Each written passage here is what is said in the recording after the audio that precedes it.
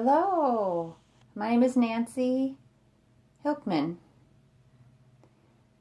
I want to tell you about my experiences that I went through when I was studying getting my degree at the University of Arizona, and it was in a biliteracy program. You look at biliteracy, what do you think that means? People get stuck on that means two languages. And that is part of it, but it's not just limited to ASL and English. It includes other languages as well, Spanish, French. But my point of my study was to focus on how people learn two languages at the same time. How do they do that? One of the big discussions during my graduate program was to look at the different views and to learn how young children and sometimes parents go back and forth between maybe English to Spanish, spoken to non-spoken. And we discussed the language and how to use those languages and be empowered by those languages. Suppose like a mother and a baby, they have their own communication, their own language. Same with all other languages. How you apply it to ASL, English, Spanish, French, all the different languages that you can think of. Now I want to step back and let's talk about what that means for deaf children. To be bilingual, what is that? What does that open up for kids? There's ASL and English exposure. Does that mean only reading and writing? No, I didn't say that. It includes reading, writing, speaking, listening, all of those things, everything. Does it mean all, that you put all that on one child to be skilled in all those areas? No, you can focus on speaking, and if it's not great, it's okay. They're still learning English. They're learning to read and write. So they must have equal respect and equal opportunities for these different avenues of communicating. Just like the concept of school, learning both language, maybe total communication or SIMCOM. SIMCOM is a mode of communication. And it's called fragmented language. It's kind of a mix. And children can become confused and get lost often. And then total communication, who just love it.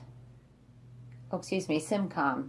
Some say they love it, but then they drop their signs and speaking became their primary mode of communication and how their brain is processing things. And their grammar structure isn't the same if they're using ASL. So if they're using ASL, and they learn the concept of that first, then expand on it, and then they try to do English and try to move it around, it can be difficult. So one of the most complex languages to learn in the world is English. So by learning them both together, ASL and English can be fascinating and interesting, but also more of a challenge for the children and their families. Some people who learn ASL much later tend to use their ASL more to an English word order. But if you are exposed to both languages at the same time, well, let's go back to ASL and then English as two separate entities. And how we teach SIMCOM to them, nope, we're just going to put that aside. What we need to do is impress on them a language plan. Whose responsibility is that?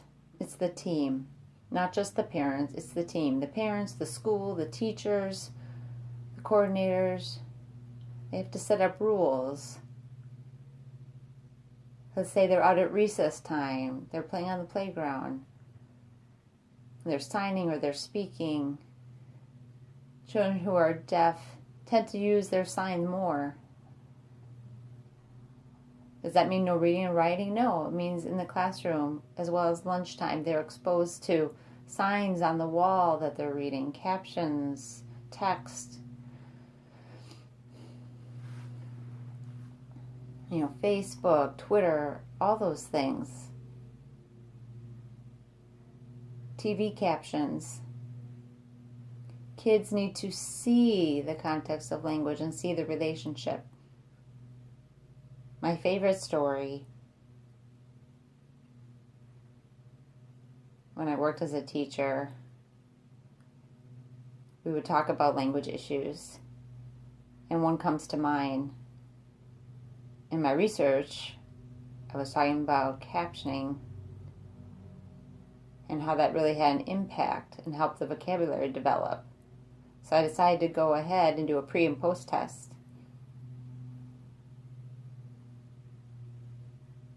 And we did some 30-minute TV shows and set the reading level 5th or 6th grade as far as the vocabulary goes. In the pre-test, there'd be 10 words, but we didn't have their meanings, just the word themselves.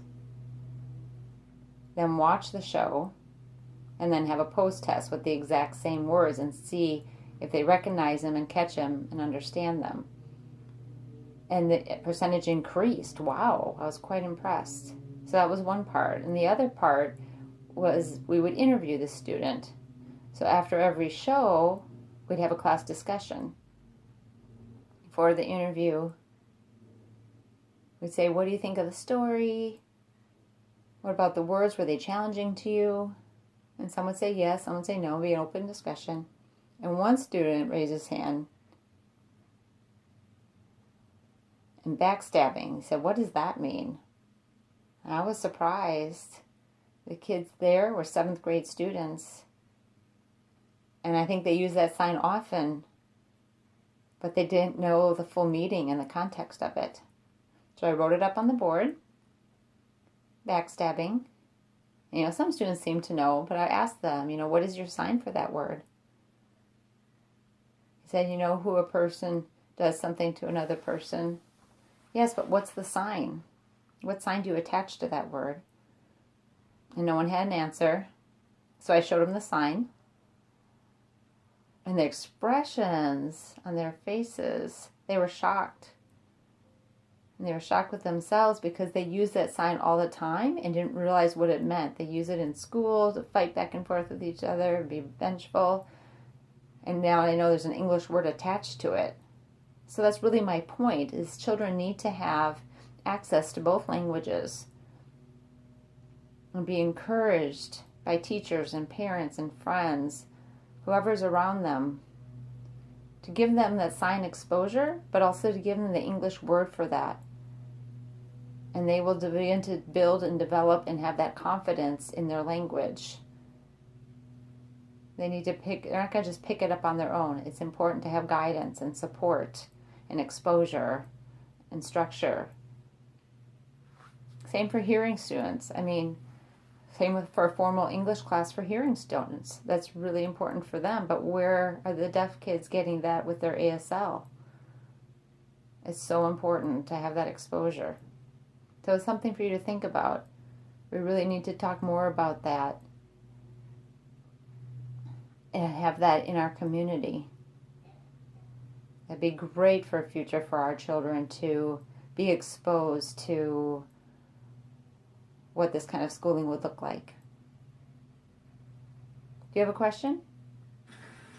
In the classroom, you teach 50% English and 50% ASL. How does that work? How does that work in the classroom and what that looks like? We have a language plan, and that means that we set up a schedule for time. Unfortunately, many deaf children arrive to school with very limited access to ASL and English as well. The family doesn't sign much, and later we see that by the time they get to school, we have to help them catch up in their social ASL, and then their academic ASL, and then learn to read English and write English. All those 4 components, that's a lot when they get to school. So in kindergarten, we really focus on the social ASL. And academic ASL is smaller. And then as time goes on, then that ratio changes. And the English kind of goes along with it. So it means social ASL go away? No, that's ongoing. That's in going in and out of the classroom. But they need to be able to transfer back and forth naturally when to use social ASL and when to use structured ASL. And the children know it becomes natural for them and they know what to use in the classroom. And they're exposed with that all day long to words. Some use classifiers to introduce. And they love doing that classifier game. You know, here's A. And use A that makes the word girl, the sign for tomorrow. And we start with A in the classroom. And we write it in English. Everything that attaches to the sign shape of an A.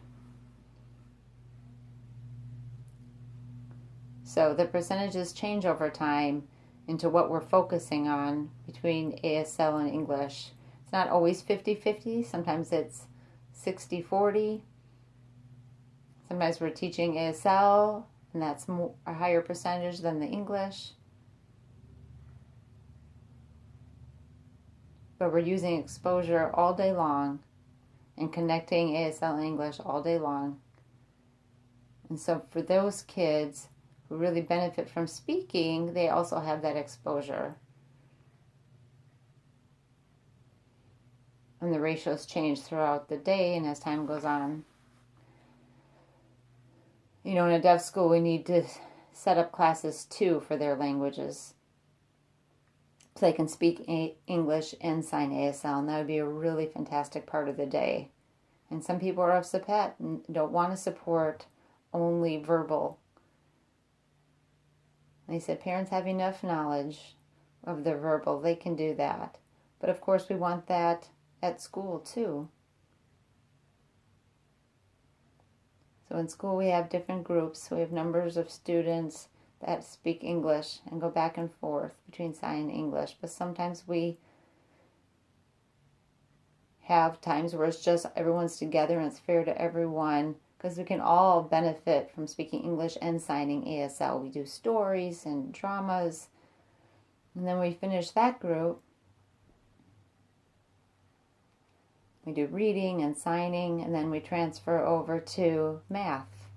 And it's a mixed group there too, and the teacher will sign and speak and go back and forth between the two. So that they learn it's an open attitude and they can respect both languages. They need to develop that language at a young age to keep that going.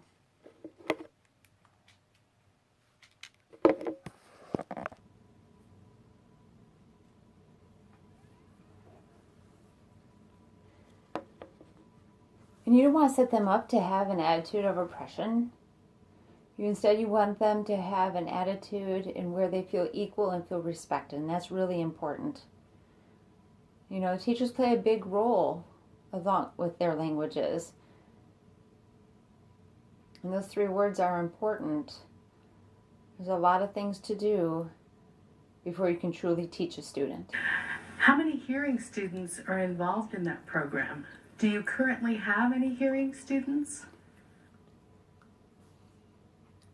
You know, there are no hearing students in that school, none at all.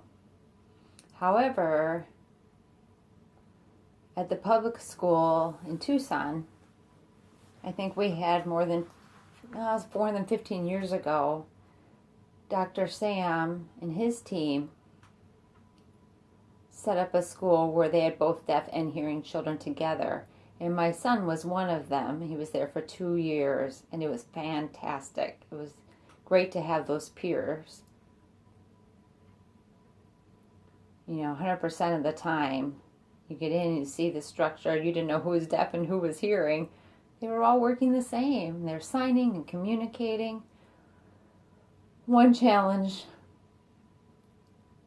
you know, kids would get tired and start just talking and not signing.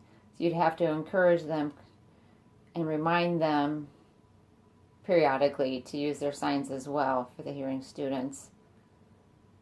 You know, at recess time, there was no necessary structure, but you notice that they would signing, but they would be trying to fingerspell to equal that out, like soda.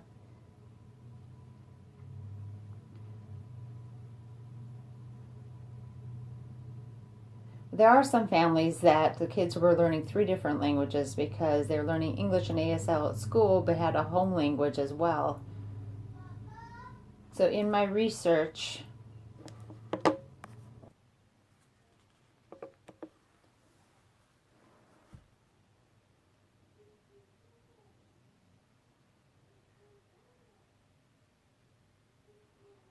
In your opinion, what would be the ideal bilingual educational program for deaf children?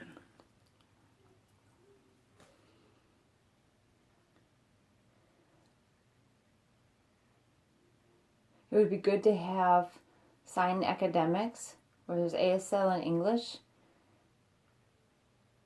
and there's hearing children who then also have sign skills and be a peer mentor. We don't want them to lose focus. We want them to be able to focus on school and the context of school. And language becomes a part of their everyday life, not just focused on at school. We want to build confidence in them and a wealth of knowledge through their interactions and a strong belief in their work. And students can really excel through their peer relations.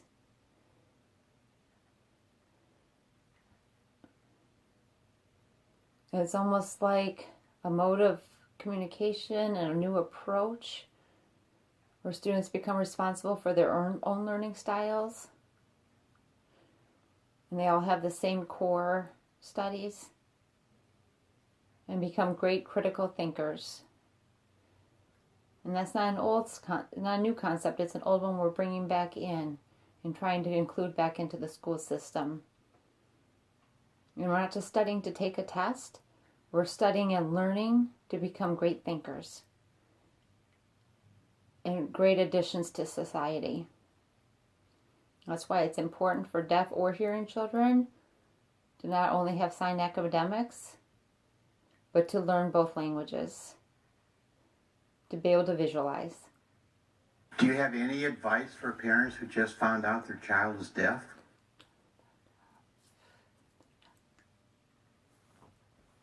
Someone just found out that their child is deaf. The top piece of advice: they're very normal. Do not try to cure your child. The only difference with this child is that they'll be learning another language, and that's it. How you discipline, all those things all look the same. It's important to ask around. It's important to get advice and get different approaches to learning that new language. And if you want your child to learn to speak, that's fine, of course. But don't disclude ASL. Make it a part of your child's life as well, and yours as well. And then you can feel more enriched by having both languages, ASL and English. ASL is a beautiful language. I don't have a question, but I just want to sincerely thank you for the work that you do. You're welcome.